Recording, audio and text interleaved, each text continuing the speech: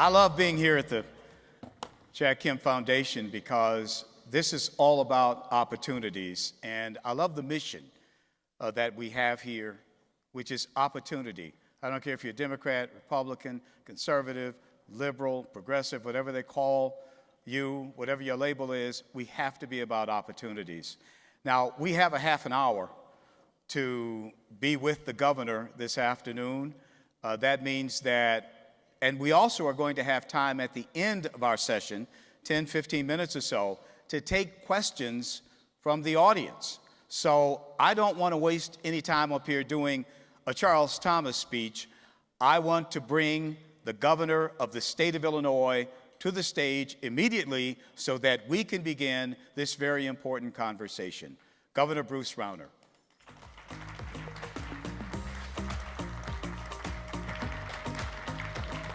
Governor, welcome. Thank you.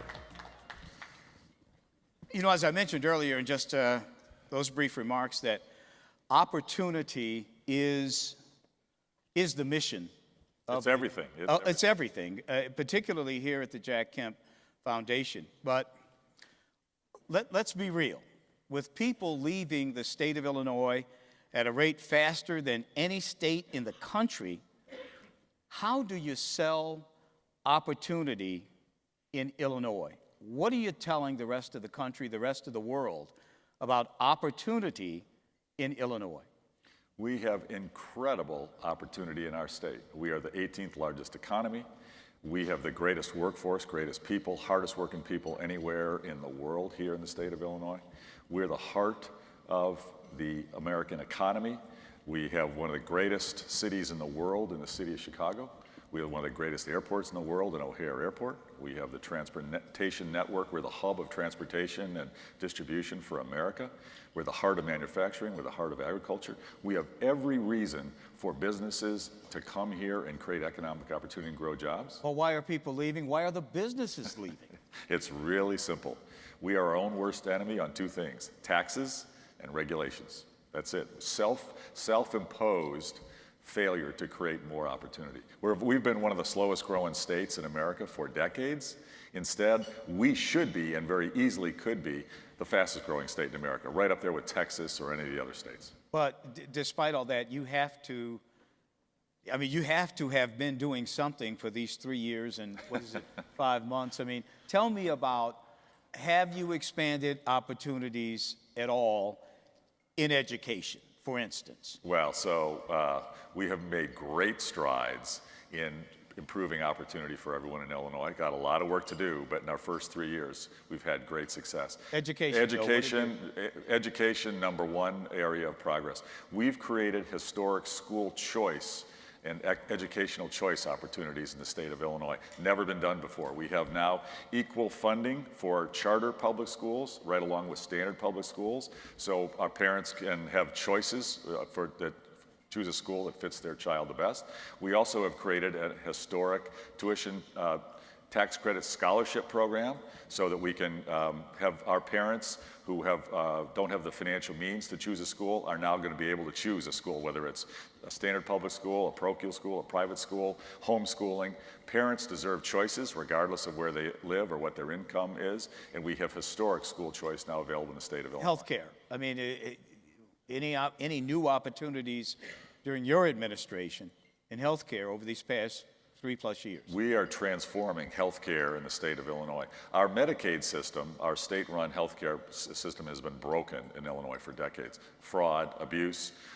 Folks who deserve to get proper health care been receiving it, and folks who aren't supposed to be in the program are getting health care. It's been mismanaged and broken for decades. We are transforming health care in the state of Illinois, providing higher quality, more available health care to those who truly deserve it and are supposed to be receiving it.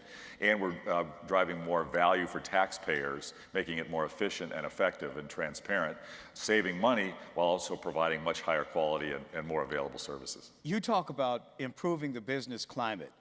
When you were elected, you had 40+ items on your so-called turnaround agenda. 44 points. Nothing happened. You got... we got about 10 of them. You got 10 of them? Yeah. Give me a highlight. Oh, so we've changed procurement in the state of Illinois. Procurement is broken. The system for buying services in Illinois is corrupt and inefficient, and we've begun the process. We've got about halfway through the procurement reform process that we need. That's business regulation. I know you make it easier now to become an LLC. No, that's right. We cut the LLC fees. We had some of the highest fees to start a business of any state in America, and we've cut those by 60 to 70%. So we've cut fees, and we've also cut regulations. I created a task force to cut red tape in the state of Illinois, to improve what we call the Competitiveness Council, and we've cut, I believe the number is about 12% of the regulations in the state of Illinois since I became governor. Illinois had twice as many regulations on our businesses as the states around us when I came into office, and we are working that down, so we are going to become competitive with the states around us over the next couple of years. Illinois, over these past 3 years, and certainly before you came into office, had one of the highest black unemployment rates in America. I mean, it's actually easier, folks, for a black man to get a job in Mississippi or Alabama than it is to get a job in the land of Lincoln. That's true. What have you done specifically to address that issue? So you're exactly right. So Illinois for years and years has had the highest or one of the highest unemployment rates for African Americans. The simple fact is when the Illinois economy is cold, the black community catches pneumonia. The black community suffers the most from the lack of economic opportunity and lack of growth in the state. And I visited with black families in Bloomington where the breadwinner in the family, the mother or the father, was laid off when we lost our Mitsubishi car factory. They were all UAW members, 1,000 UAW jobs lost. And we tried to get another car plant to come in, car manufacturer to take over the plant. No one would come in. No one would even take the plant if we gave it to them because our regulations are so hostile to business and our taxes are so high. And I talked to the black families, what are you going to do? We're trying to give this plant away so we can restore your job so your family can keep your income. And the family said to me, well, Governor, we appreciate all your hard work. We know you're working it for us, but you know what? We're going to move. We're going to leave the state. And I said, really? Don't give up state. And they say, you know, we're going to move to Texas. And I said, well, you're UAW members. I mean, why would you go to Texas? That's a right-to-work state. And they said, that's where the jobs are. And actually, there's more union jobs growing in Texas, which is a right-to-work state, than in Illinois. And factory workers make more money in Texas than they do in Illinois. That's where the opportunity is. So, Governor, is your attack to this problem making Illinois more like a southern, deep south state, like a Texas or a Georgia or a Tennessee? Is that what you want to do? No. Illinois is unique. We're our own people. We have our own culture. From a regulatory standpoint. What I want is Illinois to be competitive and compassionate. We can be more compassionate for our most vulnerable residents and have a better social service safety net than many states in the South, but we can have the competitiveness of states like Texas and Tennessee, and unfortunately for us, Indiana, which is where most of our jobs are going, state of Indiana, because they're pro-business, less regulation, less taxes over there. Our businesses are going there, and it ain't for the weather. They're going there because of the competitiveness. I want to have the heart of a state like Massachusetts from a compassion point of view and a social service safety net, but I want the competitiveness of a state like Texas. And you don't want new taxes? We do not. Crystal clear. No more taxes in the state of Illinois. We are taxed out. We are taxed out. We already have the highest taxes in the Midwest. We already have one of the highest overall tax burdens of any state in America.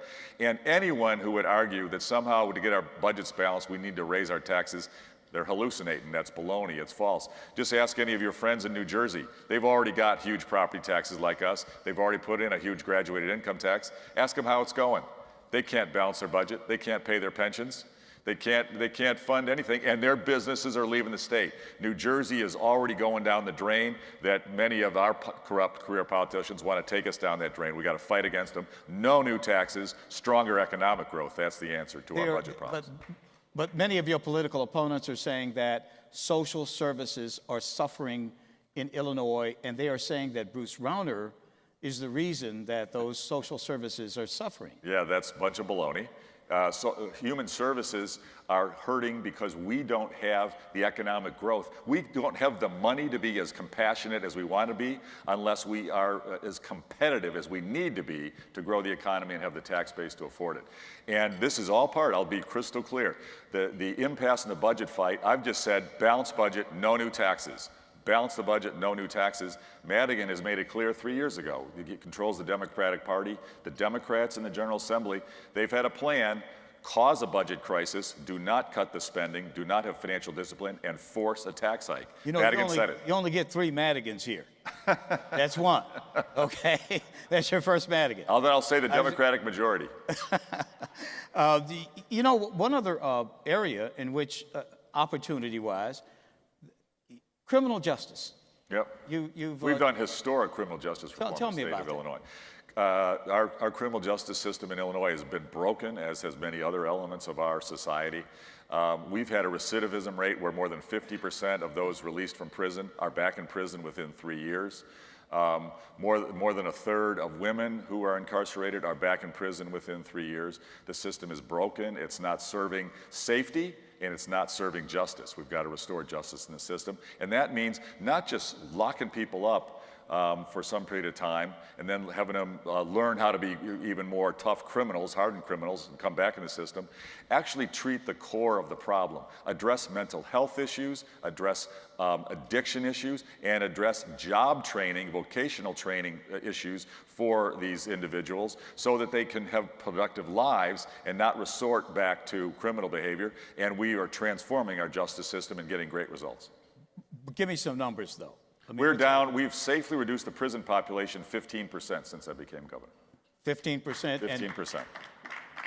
What about jobs for those people who We're converting our prisons into training centers and reentry centers. We're getting folks job skills, technical skills, interviewing skills. We're helping them with their addiction issues, mental health treatment, getting them on a course where they can leave our correction system and lead productive lives. And we're converting our prisons from just incarceration purely into reintroduction centers. But Illinois there's an image thing that you're fighting here. I mean, you got people leaving the state. A lot of the things that you're talking about, we're not hearing about. It's almost. Well, don't get me started about the bias in the media and how. Well, I don't want to take you there, but I mean, the message: Bruce Rauner is to blame for the impasse in the government of Illinois, the showdown. That you're the problem, not the people you're opposed or who oppose you. My political opponents laid out their vision for this whole system back in 2015, my first year as governor. My primary opponent, I didn't use a name, said, let's take the income tax back up to 5% to start, and we'll go up from there. That's what they did. They forced the tax hike over my veto. I fought it hard. They forced unbalanced budgets, they forced a tax hike, and now they're proposing an even higher income tax hike as a next step. This was laid out in 2015, this is their plan. And they caused the budget impasse to force the tax hikes. That's what they're doing. So we've got to fight back against that. You don't want to wear the jacket for the impasse. I mean, I heard a guy tell me last night that Bruce Rauner, he's the guy who stopped us from having a budget for those 2 years. Your first 2 years. All I said was, let's balance the budget. I proposed a balanced budget every year. They ignored it, passed an out-of-balance budget that was billions of dollars in deficit, so that forcing me to veto it, because I'm not going to sign off on deficit spending that causes more debt on the people of Illinois and pushes more jobs out. Big question. Have financial discipline. Big question for you then. The same guys, your opposition, we're not going to use their names, but the same guys are in office. What if we can't get a budget this year? What are you going to do politically in that? Whether the folks who control the General Assembly and control our appropriations will do a balanced budget or not, and we're pushing them hard, we're negotiating to get a truly balanced budget. Whether they do that or not, this election will determine the future course of Illinois for the next 20 years. This election is a critical election, and we're going to make this a pledge election, a promise campaign. We want every member of the General Assembly who's running for the House of Representatives, which controls the budget-making process and the spending process. We're asking them to sign a promise to you and all the people of Illinois. Sign a promise, and don't just talk about it. Don't pretend. Sign a promise right in front of a TV camera or in front of an editorial board of a newspaper. What does that promise say? It says two things. I promise to vote to put term limits on the ballot so the people of Illinois can vote term limits up or down, and we can get term limits in the state of Illinois. The second promise is I promise to vote for somebody, anybody, other than Mike Madigan to be Speaker after 35 years, because there's no reason that one person should stay in power for more than 30 years. Sign that promise, and if you won't sign it, that means you're part of the problem, and you should not be elected into office. We need somebody who will sign that promise to change the system. But is there a possibility that we could not have a budget by the end of this month? Madigan has indicated that his preference is to, you heard what he said in 2015, raise the income tax back in 2015. I was able to hold that off for 2 years, saved Illinois a lot of money by fighting against him on that, but he got it done over my veto, and then he said, we'll go up from there. He wants more deficit spending so we can force another tax hike and do a constitutional referendum. The people of Illinois are protected by our Constitution. We have a constitutionally protected flat income tax. It's the one policy competitive advantage we have. Madigan and his guy Pritzker want to do a constitutional referendum, take away that protection, put in a huge graduated income tax. They're going to say it's a millionaire tax. Let's tax the millionaires. We'll watch the businesses flood out. But more importantly, every state that's gone to a graduated income tax, the middle class gets socked. The middle class pays more. You can look at what people in Minnesota pay if they make $40,000 a year. Look what they pay in New Jersey, New York, Connecticut, California. You make $40,000 a year, you're not getting rich. You're a middle class, hardworking family. You're paying way higher income taxes under a graduated plan.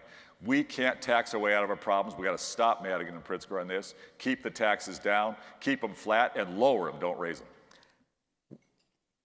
Your party right now is fractured. This primary, you only won by three percentage points? I won 3 points this year. I won 3 points 4 years ago. Okay. How do you plan to win? What's your pathway to victory here? The pathway is very clear and very strong, and we're already moving up dramatically. We are going to win.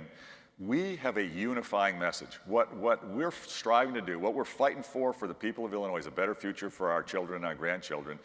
How do we do that? Lower taxes, especially our property taxes, get our property taxes down and keep the income tax flat and come down. Lower taxes, more economic growth, more good-paying jobs, more careers, end the brutally high unemployment on the south side of Chicago and in Rockford, in Decatur, in Danville, in East St. Louis. End the high unemployment by creating more economic growth, transform our economic competitiveness. And number three, end the corruption and the self-dealing that my political opponents have engaged in for years. Get term limits on the ballot and end the corruption. Get people in office who are there for the right reasons, not to make money, not to get rich by holding political power, but be public servants for 8 years and then get out and move on back to the real world. Those are things that unify Republicans, Democrats, independent voters, everybody. That unifying message, we're going to win. You don't call it a turnaround agenda anymore. It's not the turnaround agenda anymore. We have been fighting for the same things as long as I've been, active for 35 years here in the state. I was born and raised here, raised my 6 kids here. I love it. I've built dozens of companies in Illinois. I'm a volunteer. I don't take any paycheck for this. I'm volunteering to turn our state around and make us strong and prosperous in the greatest state and the greatest nation on earth. And we're going to do it by restoring economic opportunity, educational opportunity, education quality in a better future. That's what we're going to do. Very good. We are going to take some questions from our audience here, and here's one. It doesn't say who from, but it's a good question. Governor Rauner, what do you think will reconcile race relations in Chicago? Are you or would you be willing to walk life as a mentor with a young man from the inner city? That's the question. Well, so I'll say a few things about this. I was born in Chicago. I've lived in and around Chicago area my entire life. We have had a lack of equality, lack of equal opportunity in the city of Chicago and unfortunately the state of Illinois for decades and decades. And I'll say, Charles, you know this, when Martin Luther King was here in the 60s, he said he hadn't seen the level of racial division and emotional attacks and volatility in the South. He hadn't seen anything like it like he'd experienced in Chicago. We have a problem of lack of opportunity and equality in the city of Chicago. That's why my wife and I have been dedicated to equality of educational opportunity and equal choice, so that parents, whatever neighborhood they're in, no parent has to get stuck in a school that's failing their child. And that's the reason my wife and I were the biggest funders of charter schools in the city of Chicago for decades. It's the reason my wife has dedicated her life to early childhood education. No child should grow up in poverty where their family is struggling to make ends meet, can't provide high-quality child care, and their child, their little girl or little boy, is in a child care program where they're sat in front of a TV set and not given the same educational brain development opportunities that higher income parents are able to do for their child. My wife has transformed early childhood education in the city of Chicago and across America. She leads an organization called Ounce of Prevention. She's in 27 states. She is providing high quality child care programs throughout America for low income kids, so that they're not strapped in front of a television in a car seat. They're read to, they learn their letters, numbers, and colors when they're 2, 3, 4, 5 years old, so when they get to first grade, they're ready to thrive. And she is transforming lives with educational opportunity for people, young people growing up in poverty. And we need more of that in Chicago and across America. Let's talk, you know, there was a conversation that did not happen during the primary, and it was about pensions. It seemed as though the whole issue of the pension debt crisis, I'll call it that as an understatement, was really not discussed very much during either party's primary. Where are you right now on how you would attack this pension debt crisis? So we have a massive pension crisis in Illinois. Most people know it's there. It's the kind of the elephant in the room. It hasn't been discussed because I proposed a pension plan that is constitutional, could be done. It would save $3 billion a year. My opponents ignored it. But I did an end run on them, and I said, okay, then President Cullerton, the Democratic president of the Senate, I'll do your plan that the unions actually approved 5 years ago. I'll do your plan. That took all the air out of the room because then they were caught. Then I was saying, I'll just do your plan. It would save $2 billion a year instead of my $3.5 billion. Caught them in a place where they can't talk about it. I'm saying, I'll do yours. Let's do it. So they had to shut up and wouldn't talk about it anymore. I'm on them. And the simple fact is, the President Cullerton would do the plan with me, but my opponent over in the House won't. And so we've got to get him out, and we'll get it done. Okay, they want to go to the Constitution to change the way people are taxed in Illinois. Do you believe we should go to the Constitution to deal with this pension issue in terms of the whole diminish and impair pension, you know, that clause? We could. So it's certainly possible, but I don't think it's very likely. Politically extremely hard to do a constitutional referendum to say, okay, let's blow up the pension system and start over. Politically almost impossible. Certainly could try. But I'll say this, even if we did change our Constitution, by fundamental law in America, you can't change historical agreements. You can only change what goes forward into the future. And the simple fact is, even if our language was gone from our current Constitution that protects the existing pensions, you can't take away or change the nature of the historical liability. That's where the biggest problem is. We can change for future work and for future new employees. We're already doing that. We can't dig out of that old hole by just taking away our pension language, protection language. We need to give employees choices to choose to move into a different pension plan by giving them different pay plans and pay options. That's what I've agreed to do with the Senate President Cullerton. His plan would be constitutional. I support it, and we could save billions if we would do it. You know, here's another question from the audience. The writer says, you ran for governor promising to run government like a business. Mm-hmm. That promise was made. Yep. Okay. Have you done so, and Yep. has it worked? Yep. We have transformed government operations. This won't shock many of you in this room. When I got into office, my first month, I went to see every agency and went into every department. I'd get a standing ovation. In every department, someone would stand up in the back of the room and say, "Governor, thanks for coming over. I've worked for state government for 32 years. I've never seen a governor. I've worked for state government for 27 years. I've never seen a governor." I was like, "Who's in charge here? And they say, "No governor's ever come to talk to us." No one has really managed the government process. So, and in many of the departments, there's not even computers. They're still doing things with paper and pen, things that could be digitized and transformed. We are now rolling computer systems, modernizing our computer systems, driving down the cost, driving up the productivity.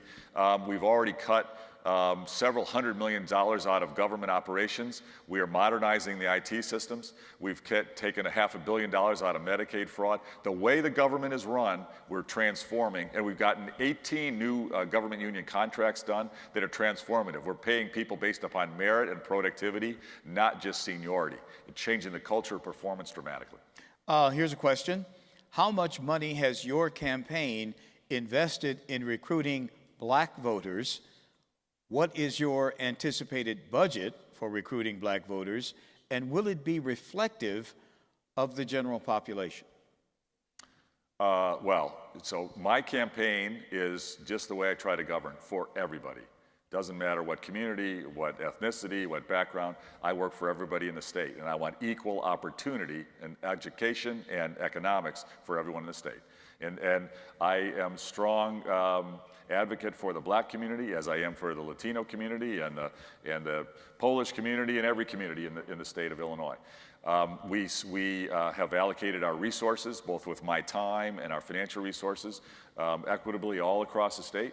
One of my favorite things to do, I travel 7 days a week, and one of my favorite things to do is worship in a different house of prayer, a different church or a different synagogue or a different mosque somewhere in the state of Illinois every weekend. And on Sunday mornings, I don't go in just to give a speech, I go in to pray and to celebrate our faith. And many times the pastor or minister will ask me to speak.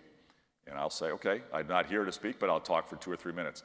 And I always say, the good Lord did not make us Democrats or Republicans. The good Lord put us on earth to do his work, to help each other, work together, and make our world a better place. And we as a people need to come together to create a better future for our children and our grandchildren. This is not about partisanship. This is about the people uniting against a corrupt, political, self-dealing culture, a machine that is taking away the future quality of life for our children. We need to stand against that machine and defeat it, and people cheer. And everywhere I go, people say to me, "Governor, stay strong. Don't back down. Don't give in." I'll tell you one quick story. A woman came up to me last year, an elderly woman. She saw me in a grocery store. She walked up to me, grabbed me with both hands she wasn't even 5 feet tall, grabbed me with both hands on my left arm, looked up at me, and she started to cry. She started to tear up. And I said, "Goodness, what happened? Are you okay? Are you hurt?"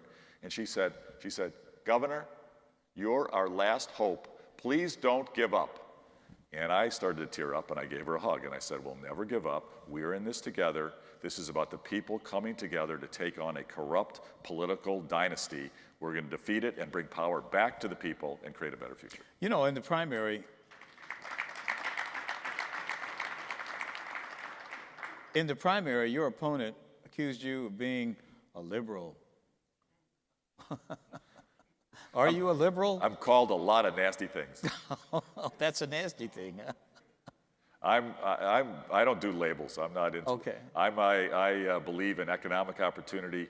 I believe in jobs and in creating a better future through economic growth. I was a venture capitalist and investor, growing jobs and starting companies for years. I believe in school choice. That's what got me into the political world, was school choice and high-quality educational options and the improvement of our education system through competition.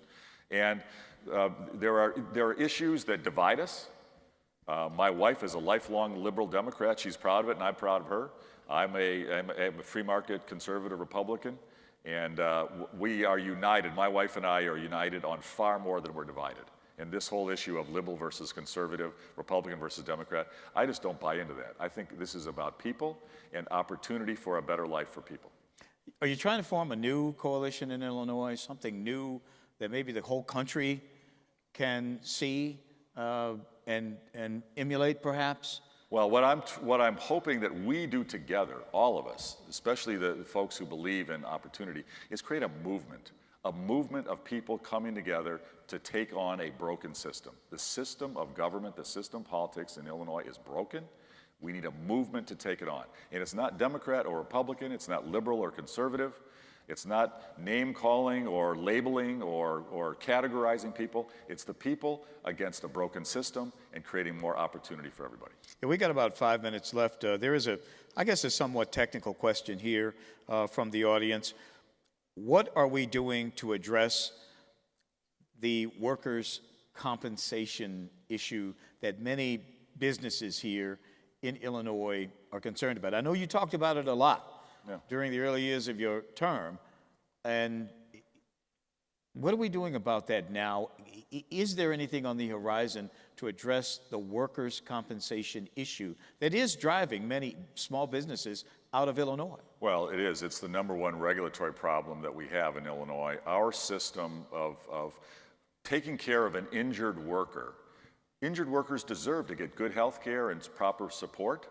We need a good system for that. In Illinois, though, our system doesn't just do that. We have a system where it's a corrupt group of trial lawyers and judges and arbitrators, along with unethical individuals who will claim workers' comp injuries even though they're not work-related. And it drives up the cost in the system with fraud, but the trial lawyers make a lot of money from the lawsuits and the judgments that go on, and the insurance rates for our companies are some of the highest in America.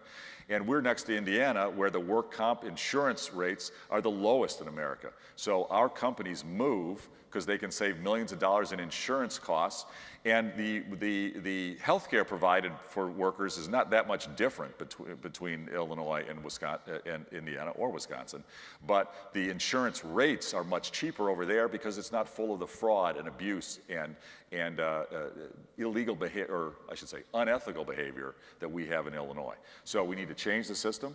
We haven't been able to change it so far. We've been advocating, fighting, trying to get regulatory relief. I remind everybody in Illinois that the Democrats in Massachusetts, Democrats, not Republicans, changed their workers' comp system, ripped the corruption out of it, and took workers' comp rates in Massachusetts from some of the highest in America to average and very competitive. And we can do the same thing here. I'm going to save, we got a couple of minutes left. I don't know how long you want to go on it, but because you haven't gone very much, haven't talked about it very much during your time in office, but how's Donald Trump doing?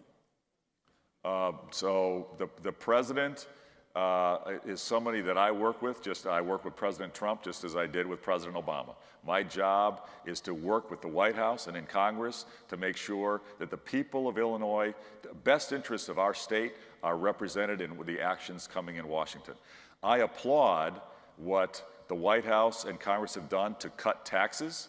The tax cut has led to more jobs, higher incomes, higher pay, and more economic opportunity, and I applaud that. That was great progress. I also applaud the regulatory relief that the Trump administration is bringing. They're cutting red tape, reducing regulations, encouraging free enterprise, and I applaud that. I think that's a great step in the right direction. Some of the tactics being used in our trade negotiations, we'll see whether they work. I'm not in a position to comment on those. Well, but Illinois has a lot at stake in those tariffs and such. No, for sure. There are people on both sides of the economic aisle who are upset about some of the strategy being used in the trade negotiations and tariff fights. And I'll just say this, I'm a believer in trade as a source of economic growth and economic opportunity, and exports as being a huge engine, especially for businesses and jobs in the state of Illinois.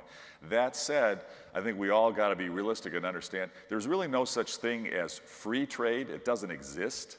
There's fair trade and there's unfair trade, and even with Canada or Mexico or places we have the North American Free Trade Agreement. It's not free trade. It's not open. There's regulation and tariffs and biases built in all of our trade agreements, and many of them should be redone, and I support that.